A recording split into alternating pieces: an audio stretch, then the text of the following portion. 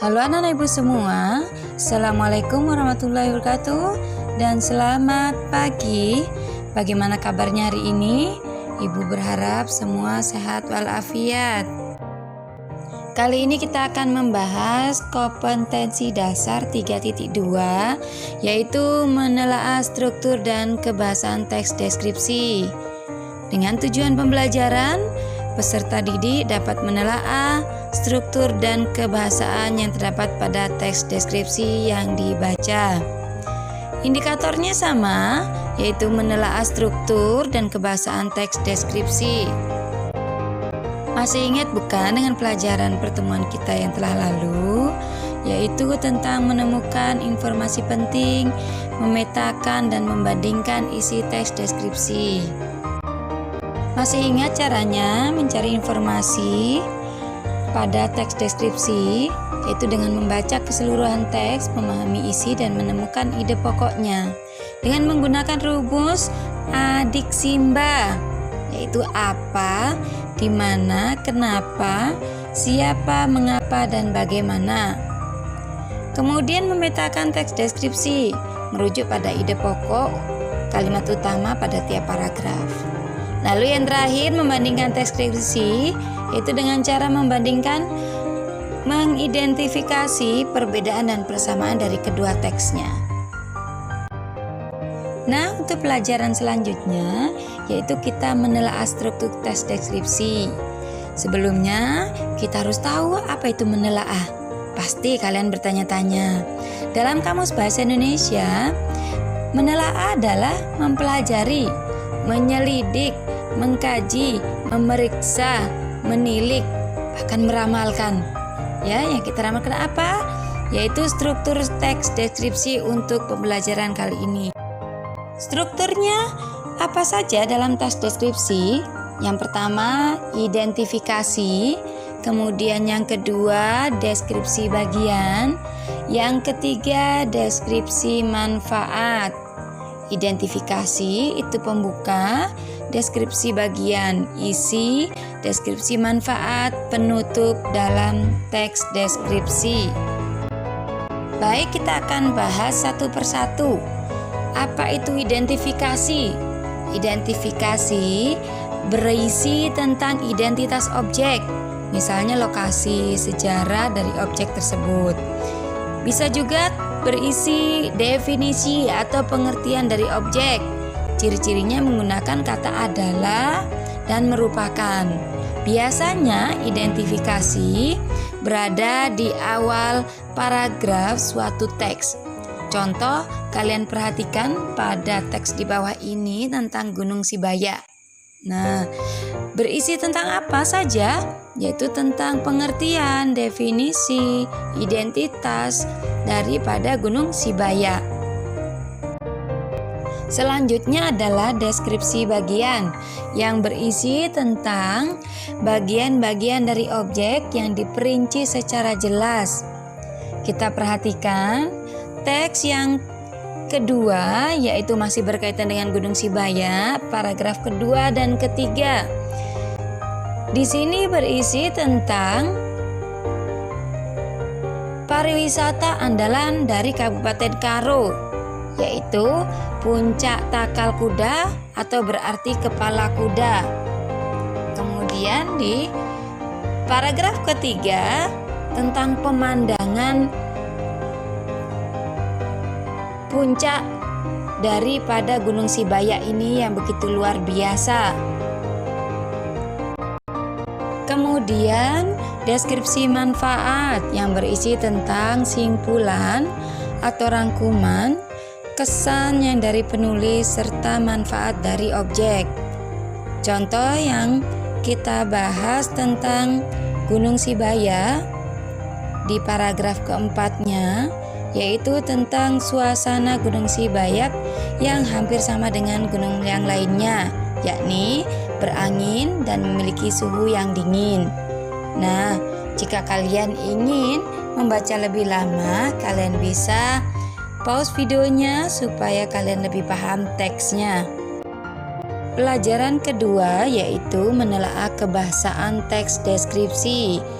Apa itu kebahasaan? Yaitu perihal bahasa yang terkandung dalam sebuah teks deskripsi. Apa saja kebahasaan yang terdapat dalam teks deskripsi? Selain yang pernah kita pelajari di KD 3.1 tentang ciri-ciri kebahasaan teks deskripsi, yaitu kalimat serapan panca indera, kalimat perincian, serta sinonim, maka kali ini kita akan melanjutkan tentang kata sifat, kata depan, huruf kapital, rujukan kata, kata umum dan kata khusus, variasi kata, serta kata yang luluh atau lebur. Nah, apa saja yang dimaksud dengan kata sifat? Kata yang menyatakan sifat atau keadaan objek menjadi lebih spesifik. Ya, contohnya nanti kalian bisa lihat pada teks setelah ini dengan huruf yang diberi warna sesuai dengan warna yang kalian lihat sekarang ini. Kemudian kata depan. Apa yang dimaksud dengan kata depan? Kata depan adalah preposisi atau tempat, ya, menyatakan sebuah tempat. Kata-katanya adalah di, ke, dari, dan pada.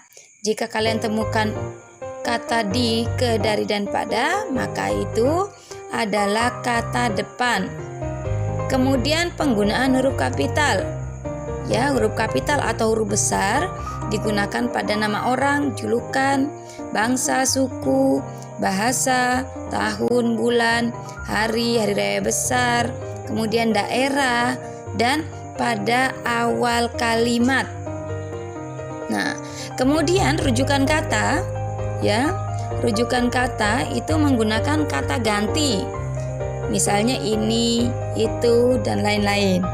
Ya. Kemudian kata umum dan kata khusus. Ya, kata umum adalah hipernim atau yang memberikan arti yang luas, sedangkan khusus itu diberikan arti yang lebih sempit, ya, atau khusus dikatakan hiponim. Kemudian variasi kata atau sinonim, ya, nanti kalian bisa melihat pada teks berikut apa saja contohnya. Yang terakhir adalah kata yang luluh atau lebur, kata dasar yang berubah jika ditambahkan imbuhan kata. Kata dasar yang berawalan huruf apa saja? Yaitu KPTS. Ya, kata dasar yang diawali dengan huruf K, P, T, dan S. Jika diberi awalan me, maka dia akan luluh atau lebur, atau bisa dikatakan huruf KPTS-nya itu hilang. Silahkan kalian baca teks deskripsi tentang bunga melati. Nah, di sini ada berbagai macam warna sesuai dengan kebahasaan yang kita bahas tadi. Contoh, hampir semua, hampir, H itu adalah penggunaan huruf kapital karena dia di awal kalimat. Ya. Kemudian warna biru pada kata mengenal itu adalah kata dasar yang luluh atau lebur. Kata dasarnya K, yaitu kenal. Ketika diberi awalan me, maka menjadi mengenal, huruf K-nya hilang. Kemudian ini itu adalah rujukan kata yang merujuk kata bunga melati. Nah, sedangkan bunga melati itu adalah kata hipernim dan hiponim, yaitu kata umum untuk bunga, sedangkan melati adalah kata khusus, ya. Kemudian ada kata sifat yang berwarna ungu, ada harum, lembut, halus, wangi, ya, indah, itu juga termasuk kata sifat. Sedangkan yang berwarna hijau itu hipernim, tadi ada warna putih, bunga melati, ya. Kemudian tentang yang berwarna merah. Nah, yang berwarna merah adalah kata depan. Pada teks bunga melati ini, kata depan ada kata ke, pada paragraf keempat, yaitu pada kalimat ke-1 ya, ada yang berbunyi semakin ke ujung bentuknya semakin runcing. Dan pada kalimat kedua, yaitu pada bagian pinggir daun melati sedikit bergelombang. Nah, itu yang dikatakan kata depan. Bisa kalian temukan?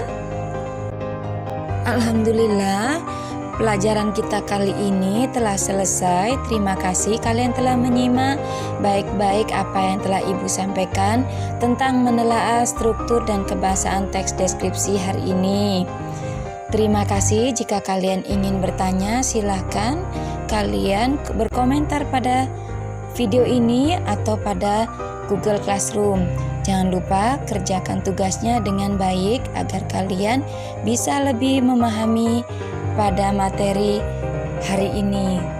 Terima kasih. Wassalamualaikum warahmatullahi wabarakatuh dan selamat belajar.